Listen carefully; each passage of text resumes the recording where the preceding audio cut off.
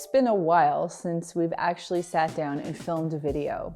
And that's because, you know, things are a little different right now. Our production team has slimmed down back to just Chad and I, and we're in full-blown parent mode. And I know that for so many of you, probably all of you, you're everything to everybody in your house.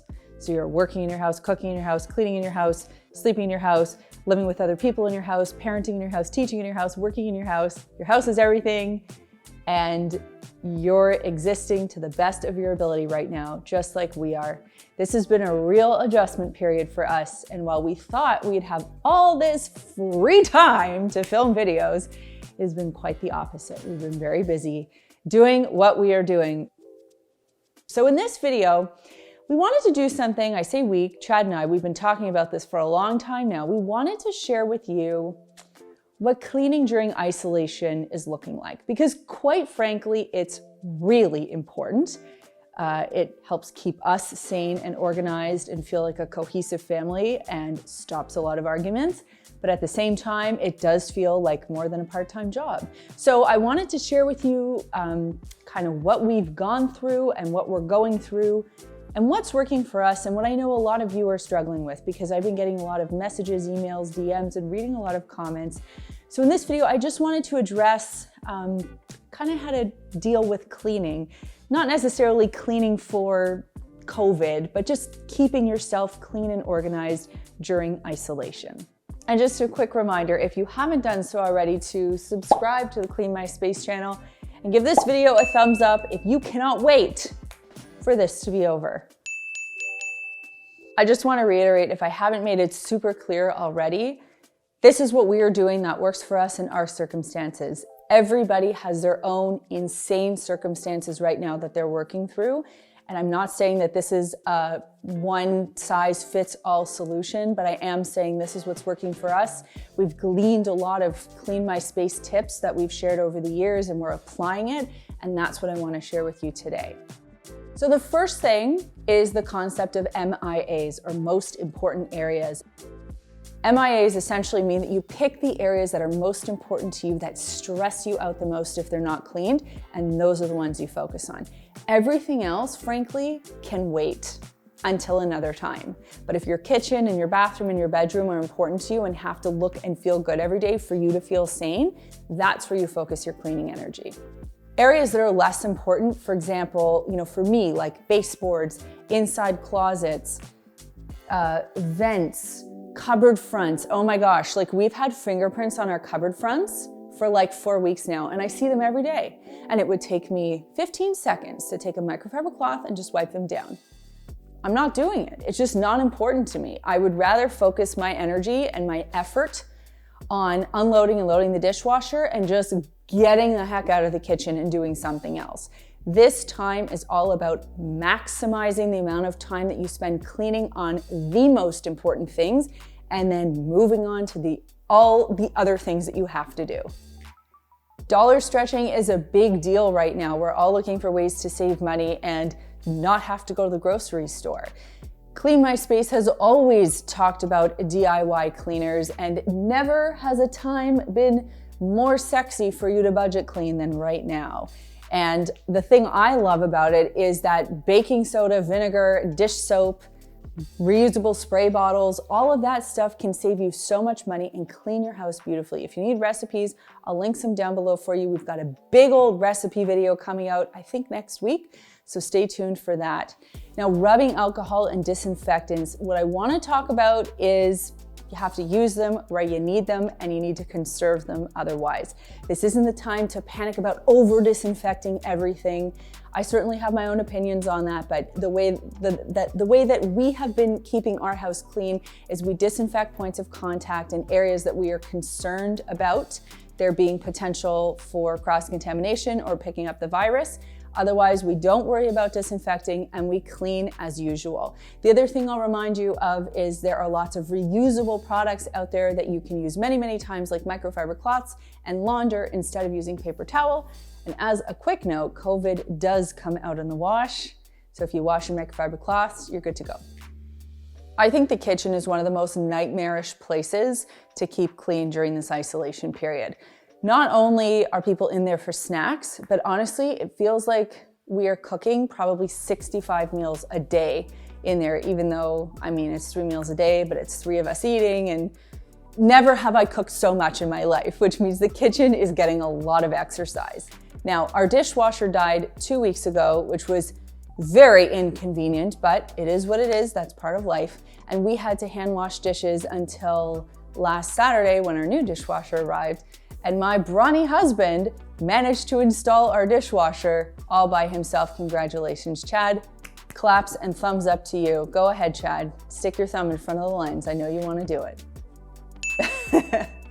So, while we were going through this, and there are a lot of people that don't have dishwashers, so here's what I'm going to tell you. If you do have a dishwasher, it's really important to load it and unload it daily. Do not let those dishes pile up.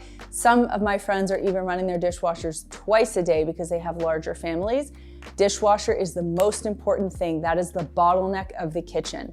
And if you don't have a dishwasher, dishes are the bottleneck. So when we were hand washing dishes, I swear to you, it felt like we were washing 100 pieces a day. Just cutlery, glasses, dishes, stuff, like just 100 of them a day. So if you let them add up and just sit at the side of the counter, it's an exhausting job. There was one day where I literally spent 40 minutes at the sink just hand washing everything.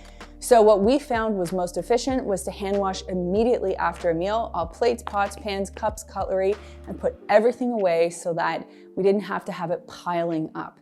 Other things that we're staying on top of in the kitchen, surfaces, just countertops, appliance, flat top surfaces, not the vertical surfaces, but just the horizontal, like stovetop, kitchen table. We are cleaning the floors daily. We have to, because Riley throws a lot of things on the floor, plus we have a cat, so we really have to stay on top of floors.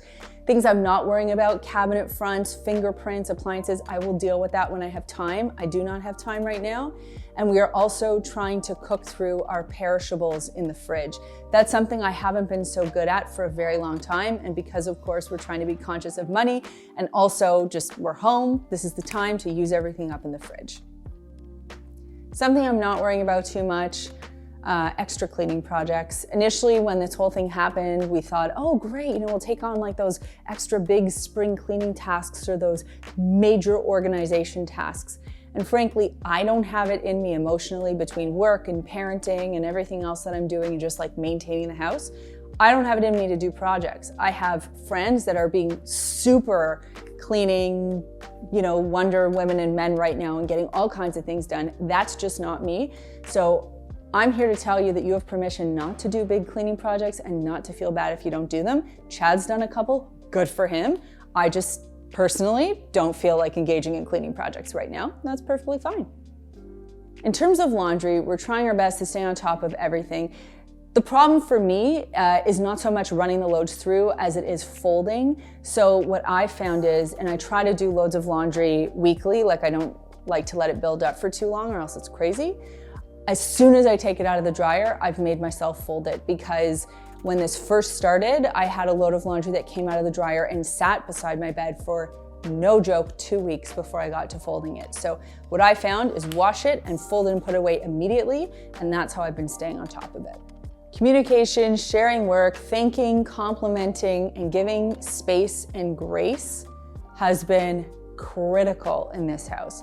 I can honestly tell you, cleaning is such a spicy topic. It can lead to so many arguments and upset the other party so quickly. So Chad and I have had to be very open and communicative about our cleaning needs, what we have the capacity and the energy to do, what we need help with, and what we need to be excused on. We've also had to profusely thank and compliment the other person, because we both find that when we're complimented and thanked, we can thrive. And when it feels like it's crappy, thankless work in a difficult situation, it's very hard to feel motivated to clean. So in a family setting, just keep that in mind. Remember to be good to your family members or anyone who you're sharing your space with. Be kind to them and to give them grace and space. Let's say you live in a messy house and you're super stressed out. The one place you do have control over is your bedroom. Now for Chad and I, we're on the same page in terms of our expectations. So we have a made bed each day. We feel like that makes a huge difference in terms of making our room feel like a zen space. And we also try to put our laundry away at the end of each day. So I'm not talking about clean laundry. I'm talking about stuff that comes off your body where you have to decide, am I gonna wear this again? And let's be honest, a lot of us have said yes to sweatpants and pajamas that have been there for a few days. Or no, this really needs to go in the hamper. But either way, we're trying not to let our room get messy. Both Chad and I have not been sleeping as well as usual. So when you walk into a messy room and you feel stressed, really hard to relax. So we're trying to make our room as zen as possible. So even if you're a kid and you're watching this video and you feel really, really stressed out, your room is the one place you can have control over. So take good care of it. And another crucial space is the bathroom. Now, Chad and I have been squeegeeing our shower habitually since the day we moved into this house, which is a practice I'm truly grateful that we do because it means I haven't had to clean our shower since this whole thing started, because without water hanging around, our shower doesn't get gross and soap scummy and it looks great. So if you're not already in the habit of squeegeeing after a shower, get into it. It means you don't have to scrub anymore. Now, in terms of other surfaces like toilets, I clean those once a week, maybe once every 2 weeks, depending on how my mood is. And mirrors, counters, sinks, and floors I will do whenever I do the toilets. So whenever I get around to it, it's either every week or every 2 weeks. You know, no one's coming over right now. So if my bathroom is less than perfect, whatever, I'm gonna be fine. My family's gonna be fine. And you know, that's what Chad and I have been doing for cleaning and trying to stay sane and live in a house that we feel functional in and as proud of as we need to be right now, just enough to stay sane and organized and functional. And we're not doing an ounce more. Nope, we have so much more going on that cleaning is, we're giving it only as much importance as it absolutely needs. And then we are saving our energy and our time to put into our family and to make sure that we're making the best out of this time otherwise. Now on that note, if cleaning does make you happy and relaxed and feels therapeutic, clean living daylights out of your house. There can't be a better time than right now to do it. But if you're in survival mode, that is okay. And please don't feel like you have to accomplish anything in cleaning. Just enough to stay sane and feel good and nothing more. I'm here to support you and you guys are here to support each other. So I'm gonna open up the comments down below and I wanna know how you're doing. What's cleaning looking like to you? Is it stressing you out? Is it bringing you joy? Are you decluttering? Are you organizing? Are you freaking out? Tell me how you're doing in the comments down below. You know, we don't always have time to respond to every comment, but I assure you we read them. I usually sit there, Chad usually sits there. We're on our laptops, we're reading comments, we're talking about you guys. And you know, it energizes us, and I know other people do the same thing. So make sure that you're sharing. And if you feel compelled to respond back to someone else's comment, it could really make their day. I hope you're all doing well during this time, as well as can be. The nice thing is we can all be a little bit vulnerable and we don't have to be perfect. And I'm here to tell you, I'm certainly not, and I've cried a lot and I've had a tough time. So feel totally okay if you're in the same boat. Anyway, I hope you guys are all well. I'm not sure the next time I'll be sitting on this bench filming a video. It'll be sometime in the near future. And until then, you can find me on Instagram. I'm at Melissa Maker, Chad's at @ChadReynolds, and the two of us are at Clean My Space. We care a lot about you. Thanks so much for watching, and we'll see you next time.